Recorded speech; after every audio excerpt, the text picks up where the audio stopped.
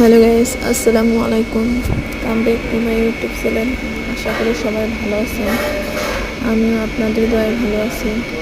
আজকে আমি চলে আসছি সৈয়দপুর প্লাজারে মেয়ের চুল কাটানোর জন্য চলে আসছি পার্লারে। ফাইনালি চুল কাটা শেষ।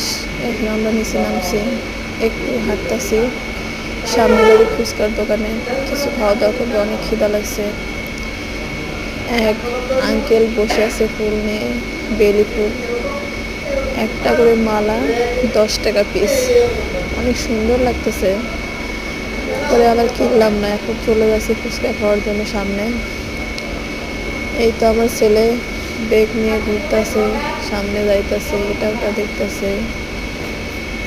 আমি আর আমার ভাগ্নি দুজনে বসে আছি। এখন আমরা ফুচকার দোকানে বসে আছি। কিছুক্ষণ পরে